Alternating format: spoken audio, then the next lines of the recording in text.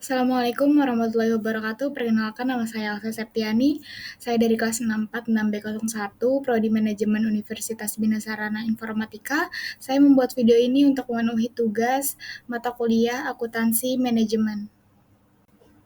Yang pertama ada pengertian akuntansi. Akuntansi adalah proses pengidentifikasian, pengukuran, pelaporan informasi ekonomi untuk memungkinkan penilaian dan pengambilan keputusan yang jelas dan tegas bagi mereka yang menggunakan informasi tersebut.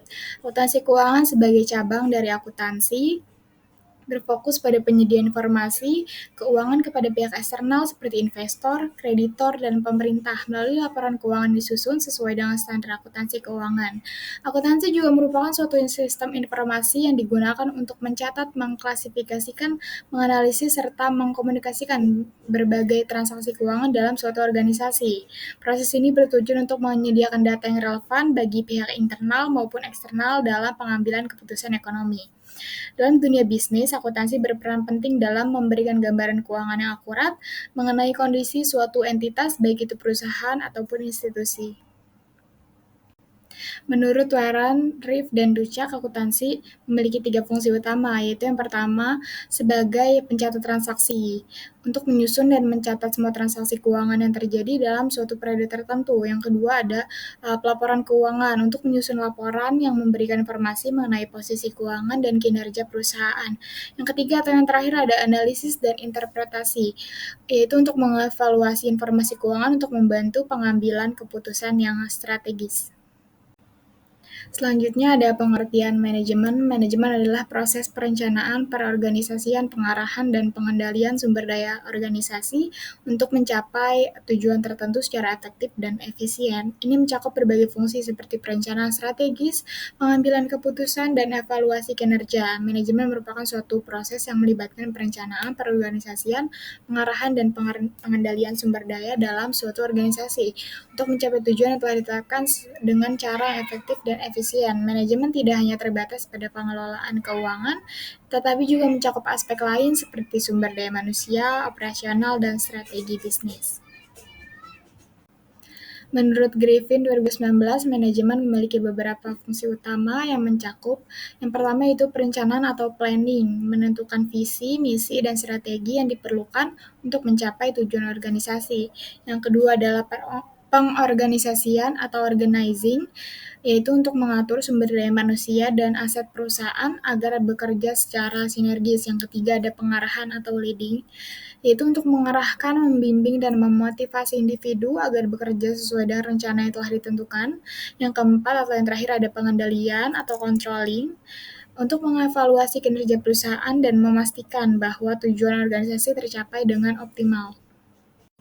Selanjutnya ada akuntansi manajemen. Akuntansi manajemen adalah proses mengidentifikasi, mengukur, mengumpulkan, menganalisis, menyusun, menafsirkan, dan mengkomunikasikan informasi keuangan yang digunakan manajemen untuk merencanakan, mengevaluasi, dan mengendalikan kegiatan usaha dalam sebuah organisasi, serta untuk memastikan penggunaan dan akuntabilitas sumber daya yang tepat.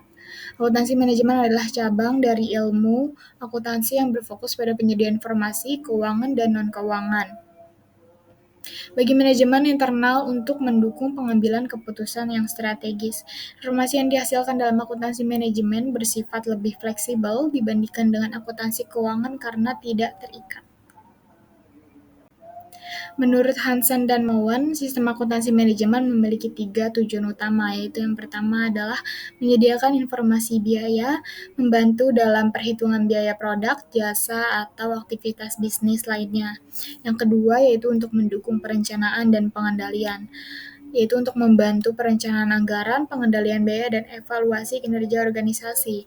Yang ketiga untuk membantu dalam pengambilan keputusan, yaitu untuk memberikan data yang berguna bagi manajer dalam menentukan strategi bisnis yang lebih menguntungkan.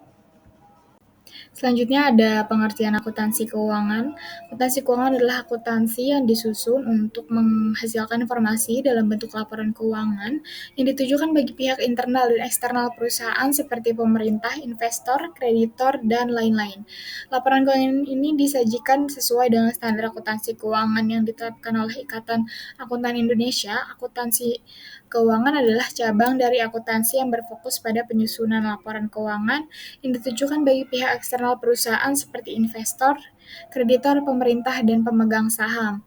Laporan yang dihasilkan dalam akuntansi keuangan harus mengikuti standar akuntansi yang berlaku, seperti standar akuntansi keuangan atau SAK di Indonesia atau di internasional. Ada International Financial Reporting Standard atau IFRS secara global. Menurut Wegan, Kimmel, dan Kieso, keuangan memiliki beberapa karakteristik, yaitu yang pertama menghasilkan laporan keuangan standar seperti laporan laba rugi, neraca, laporan arus kas, dan laporan perubahan ekuitas. Yang kedua yaitu mematuhi prinsip akuntansi yang berlaku umum. Laporan keuangan harus disusun sesuai dengan regulasi yang telah ditetapkan. Yang ketiga yaitu bersifat historis. Informasi yang disajikan dalam laporan keuangan umumnya mencerminkan kondisi keuangan pada periode tertentu di masa lalu. Yang terakhir yaitu digunakan oleh berbagai pihak eksternal, seperti investor, kreditor, regulator, dan masyarakat umum. Sekian presentasi dari saya. Wassalamualaikum warahmatullahi wabarakatuh.